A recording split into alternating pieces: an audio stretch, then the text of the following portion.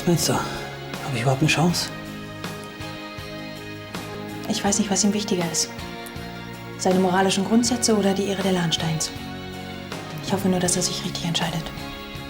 Meinst du echt, das bringt was? Na klar, je schneller, desto besser. So ein Hämatom hinterm Auge ist eine ernste Angelegenheit. Und wenn es erstmal erblindet ist, dann sinken deine Heilungschancen rapide. Dann beantworte mir bitte nur diese eine Frage. Hast du eine Affäre? Ja oder nein?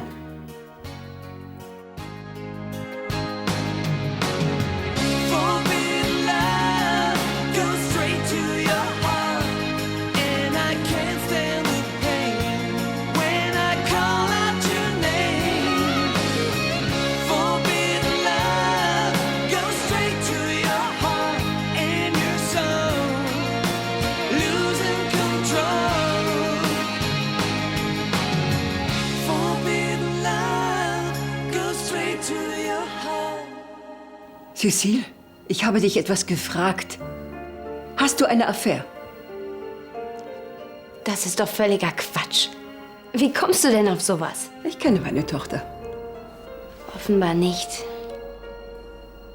Du bist hochgradig nervös. Dein ganzes Verhalten... Hier hängt seit Wochen der Haussegen schief. Ich hab dir gesagt, dass du abreisen sollst, aber du willst ja nicht. Ach, Kind, ich mache mir doch bloß Sorgen.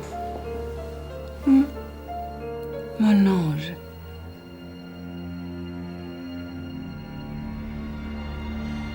Es gibt einen anderen. Nein.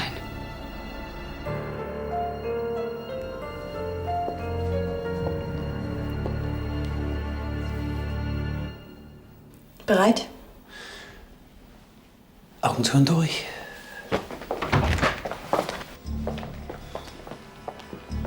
Ist ja wohl die Krönung.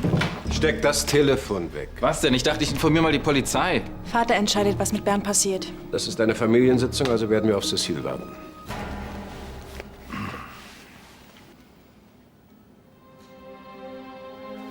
Eine Laune! Und dafür setzt du deine Zukunft aufs Spiel und unseren guten Namen. Nicht so laut, bitte! Was zum Teufel geht eigentlich in dir vor, Cécile? Du bist keine 16 mehr. Eben. Diese Gefühle sind echt. Keine Laune. Und die Gefühle für deinen Mann? Das ist ja das Schlimme.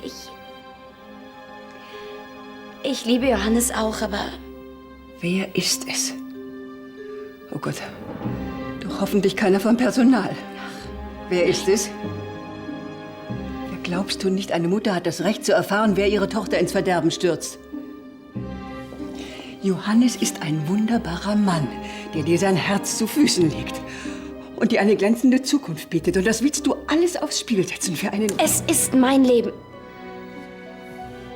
Und meine Entscheidung. Wie auch immer die aussehen wird. Oh la la. So ernst. Und er? Kannst du sicher sein, dass er ein solches Opfer überhaupt wert ist? Kenne ich ihn?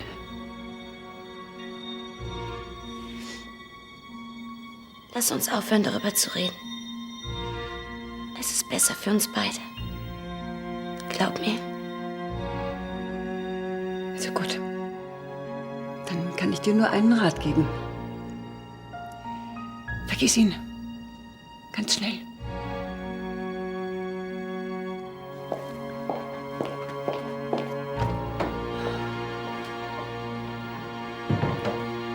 Ich kann am besten nicht erkennen, dass er in der Position ist, hier irgendwelche Forderungen zu stellen. Hat dich irgendjemand um deine Meinung gebeten? Entschuldige, aber davon gehe ich aus. Schließlich ist das hier eine Familiensitzung. Oh Mann, jetzt kriegt euch mal wieder ein. Dann behalte deinen Senf bitte so lange für dich, bis man dich danach fragt. Noch hast du nicht den Vorsitz, Ansgar. Entschuldigt, meine Mutter.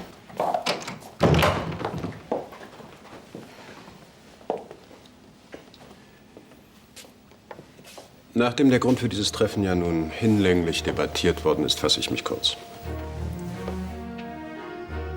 Bernd ist bereit, sich der Justiz zu stellen und die alleinige Verantwortung für die Schwarzgelddelikte zu übernehmen. Entschuldige mal, dieser Mann ist ein Mörder. Ich habe mit Donald Rushs Tod nichts zu tun, sonst wäre ich ja wohl kaum freiwillig hier und würde... Wie dem auch sei. Rushs Tod aufzuklären ist Sache der Ermittlungsbehörden.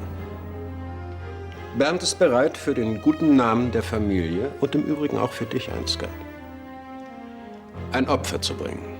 Was denn? Du lässt dich einlullen von diesem völlig durchsichtigen Manöver? Während ich bei dir nicht einmal im Ansatz so etwas wie Reue entdecken kann. Und das, obwohl du selbst bis zum Hals im Sumpf steckst. Bernd wird also nicht umhin kommen, eine kurze Haftstrafe anzutreten. Danach bin ich gewillt, ihn wieder in der Holding aufzunehmen. Vorausgesetzt, der Mordverdacht gegen ihn sollte sich als haltlos erweisen. Das glaube ich alles nicht. Er erpresst uns und du... Bernds Aufgabe wird es dann sein, dich ein wenig zu entlasten, Ansgar. Vorausgesetzt natürlich, du weilst noch unter uns und gehörst nicht selbst zum Kreis der Mordverdächtigen.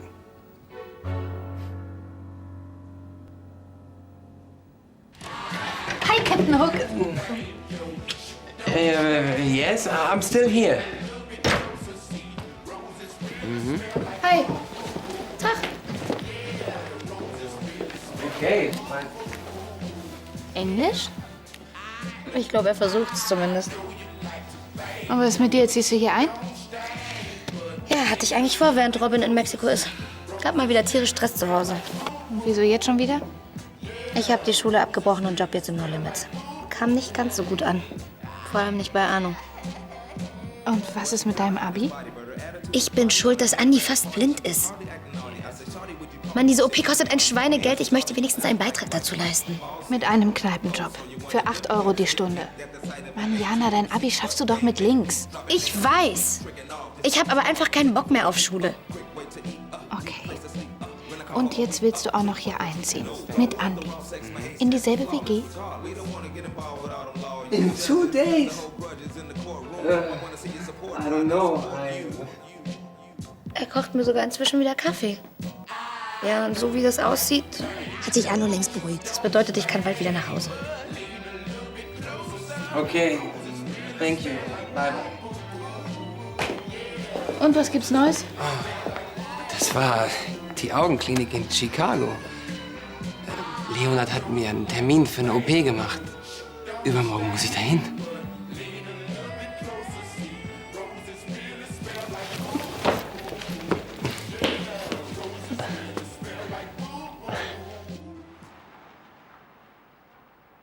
Merci. Allez, allez.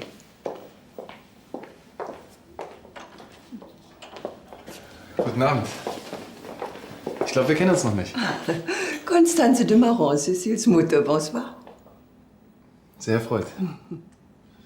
Und Sie müssen Leonard sein, der bewundernswerte junge Arzt, der lange in Amerika war. Ja, das stimmt soweit. Bis auf das bewundernswert vielleicht. Naja, was für eine Überraschung. Herzlich willkommen auf Königsbrunn. Ich muss zugeben, mein Besuch gleicht schon eher einem Überfall. Aber so bin ich nun einmal.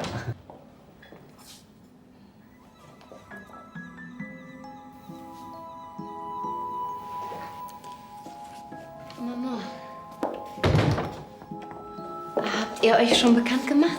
Ja, ich sagte gerade, wie erfreut ich bin, deinen Stiefsohn endlich kennenzulernen. Wo ist Johannes?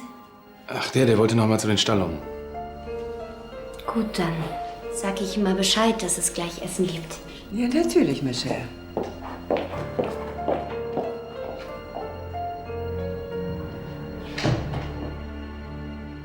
Ansgar, hey, immerhin entlastet er dich damit. Du bist raus aus der Schwarzgeldnummer. Keine Gefahr mehr. Ja. Und mein Vater glaubt diesen ganzen Reue-Quatsch auch noch. Weinbach kriegt langsam ein Gespür für deinen Vater. Im Gegensatz zu dir. Vielen Dank für diesen lehrreichen Hinweis. Dummerweise wird sich die Polizei nur bald einen anderen Kandidaten suchen, sobald sie Weinbach nicht mehr verdächtigt. Ja, und du wärst perfekt dafür. Freut mich, dass du deinen Spaß hast. Aber weißt du, ich kann das hier gerade im Moment nicht brauchen. Also geh doch und amüsier dich woanders, hm? Ansgar. Wer sagt denn, dass Weinbach durchkommt mit dieser Nummer, hm? Warte doch einfach erst mal ab, bevor du dich so aufregst. Und jetzt komm, dein Papa möchte doch gerne, dass sich Familie gemeinsam speist. Tja, die nächsten Wochen wird's wohl karger zugehen. Ulmer Höhe. Ein herrlicher Name für ein Gefängnis, findet ihr nicht?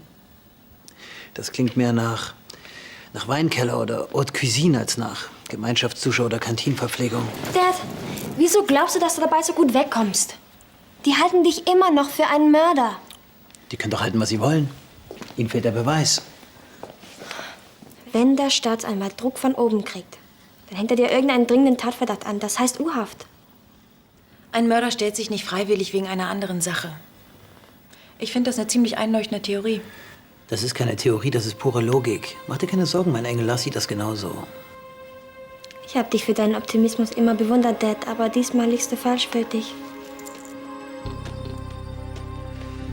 Geht dir ganz schön an die Nieren, was? Ich will dir ja nicht die Stimmung vermiesen, aber du hast immer gesagt, dass Tanja und Ansgar weiter gegen dich intrigieren werden. Wenn sie was hätten, dann leg's doch längst auf den Tisch. Ich kann euch nach Paraguay absetzen oder meinen Erstwohnsitz in die Kanalisation verlegen. Das sind die Alternativen. Also trinkt mir darauf, dass ich in ein paar Monaten wieder zurück bin als freier, geläuterter Grafenschwiegersohn.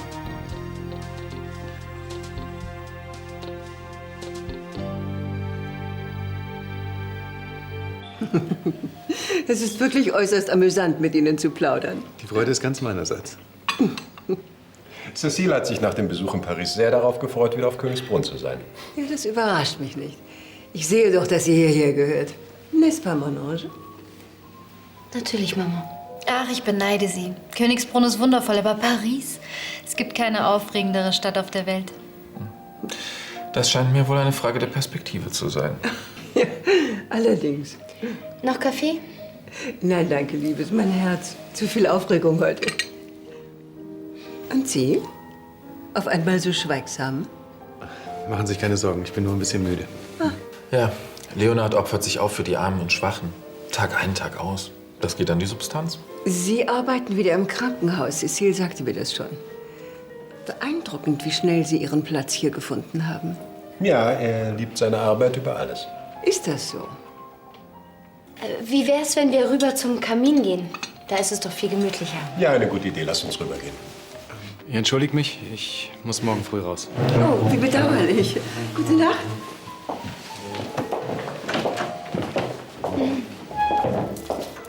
Sag mir, dass ich mich irre.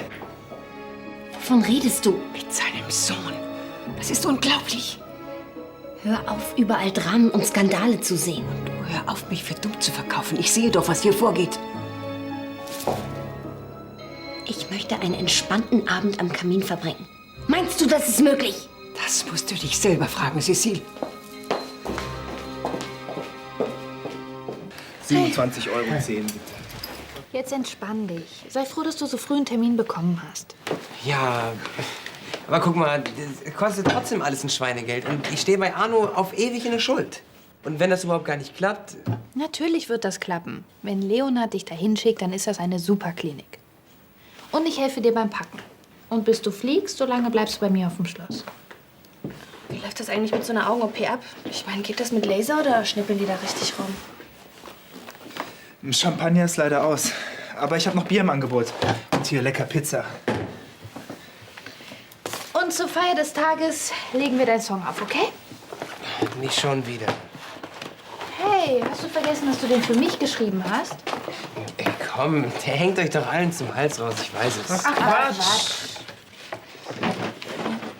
Übrigens, falls das mit der OP nicht klappen sollte, Musik machen kannst du auch mit einem Auge.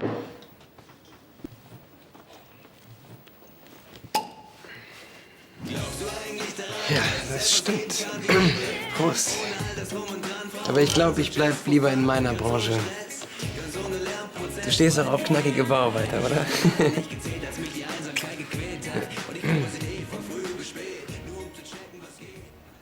Das ist nicht nötig. Wir kommen gerne selbst vorbei. Engel, ist gut jetzt. Mein Schicksal hängt bestimmt sich an diesen Manschettenknöpfen. Melde dich sofort, wenn irgendwas passiert, ja? Wir füllen da diese Anzeige aus und dann kommen wir wieder nach Hause. Gut, meinetwegen. Wir warten dann unten. Wieder. Alles klar. Sie kommen vorbei. Gut. Laut Gesetz dürfen die Dad maximal 48 Stunden festhalten. Aber halten Sie sich auch immer dran? Natürlich. Immerhin stellt sich dein Vater. Das erhöht die Glaubwürdigkeit. Willst du wirklich nicht, dass ich mitkomme? Du, ich glaube nicht, dass das nötig ist. Das ist doch mehr oder weniger eine Formsache. Hoffentlich geht das gut. Hey, er hat einen guten Anwalt. Ja, das stimmt. Danke, dass du dich so einsetzt.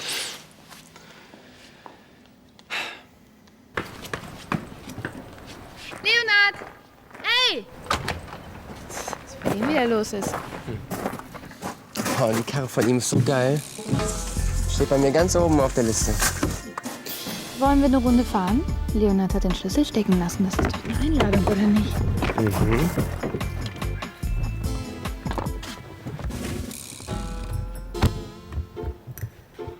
Allradantrieb, alles vom Feinsten. Aber ich würde sagen, wir fahren nur über den Hof, oder?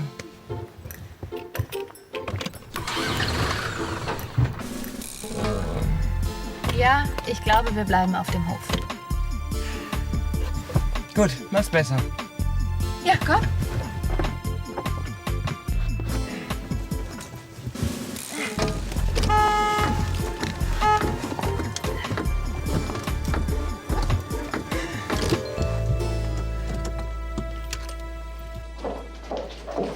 Cecile, Leonhard, ich muss mit dir sprechen. nicht hier. Meine Mutter verfolgt mich die ganze Zeit.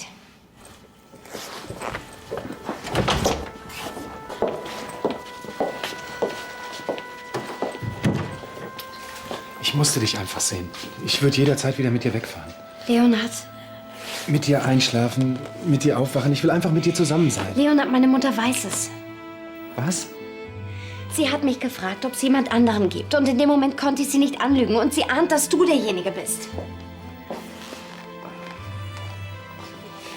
Deswegen ist sie so komisch drauf. Ich habe versucht, dir das auszureden, aber Das ist genau die Katastrophe, die uns jetzt noch fehlt. was machen wir jetzt? Also ich würde bei der Version bleiben. Sie muss dir einfach glauben. Du kennst sie nicht. Wir können nur hoffen, dass sie so bald wie möglich abreist. So, Perso habe ich. Brauche ich sonst noch irgendwas? Zahnbürste? Rasierzeug? Da sieht aber einer unausgeschlafen aus. Schon schwierig, auf die Schnelle einen neuen Bauer zu finden, den man opfern kann, was? Einen Bauern? Realistische Selbsteinschätzung. Immer noch besser, als den König zu spielen, obwohl man doch nur ein Läufer ist. Ja. Das passiert dem Besten von uns Beinbach. Viel Spaß übrigens in der JVA. Danke. Aber wir sehen uns sicher vorher noch mal. Bert, komm. Ich freue mich schon drauf, dir bald wieder in der Holding mit Rat und Tat zur Seite zu stehen. Ja, ja. Und jetzt aus dem Weg, Beinbach.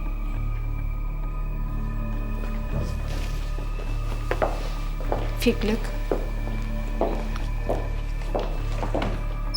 Wir sehen uns. Meine Nico kann ja richtig Auto fahren. Ja, ich bin ein Naturtalent. So, warte, stopp. Jetzt immer noch mal anfahren. Dieser arrogante Widerling.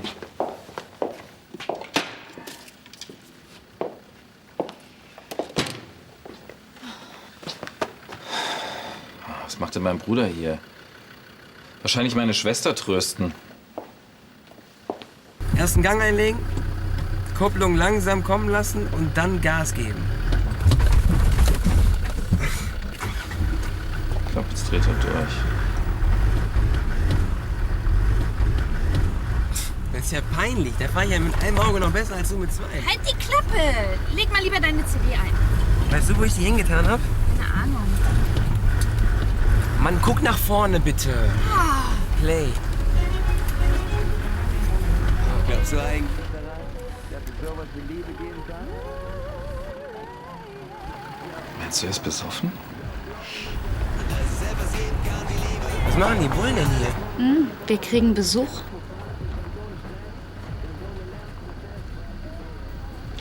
Dein Freund und Helfer. Na, die kommen wegen Beinbach.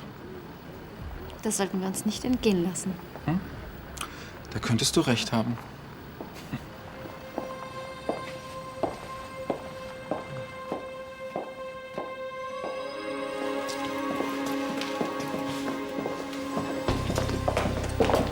Von Beinbach-Lahnstein. Ich vermute, Sie sind meinetwegen hier. Guten Tag. So ist es. Guten Tag.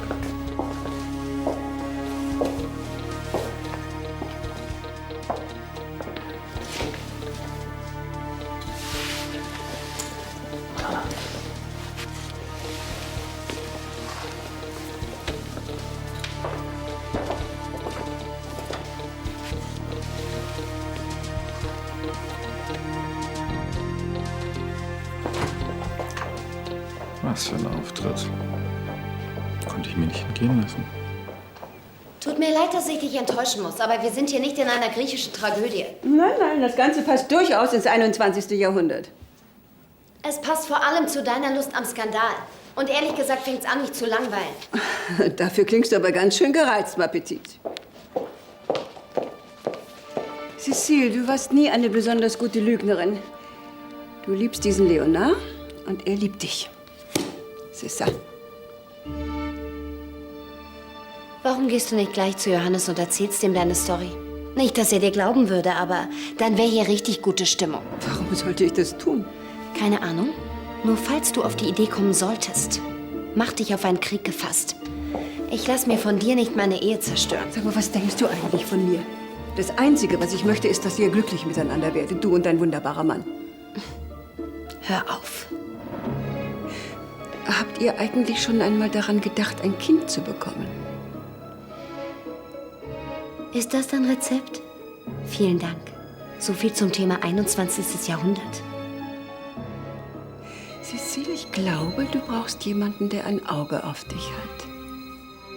Ich werde in deiner Nähe bleiben, bis du wieder zur Vernunft gekommen bist. Geh eine Runde fliegen, kommst du mit? Nein, aber kannst du mich in der Stadt absetzen? Ich habe ziemlich schöne Schuhe gesehen. Na klar. Hey, da vorne ist Ansgar. Der weiß bestimmt, warum die Polizei Vanessas Vater mitgenommen hat. Jetzt reicht's mir. Dieser Gärtner wird gefeuert. Scheiße! Ups. Nico. Danke dir. Bitte, nehmen Sie Platz.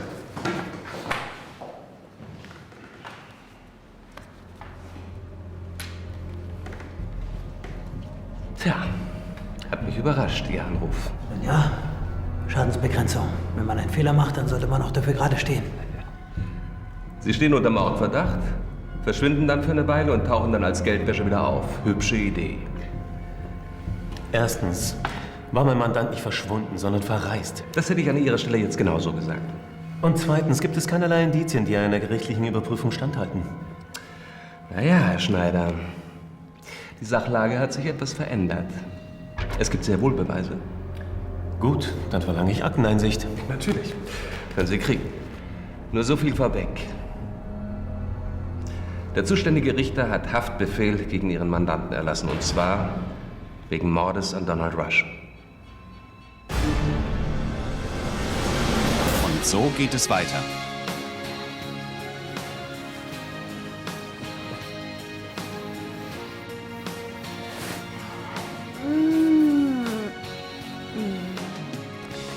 Also, wenn du willst, dann komme ich mit nach Chicago.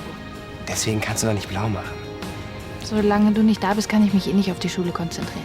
Also fliegen wir am besten gleich zusammen. Nee, lass mal. Beim nächsten Mal.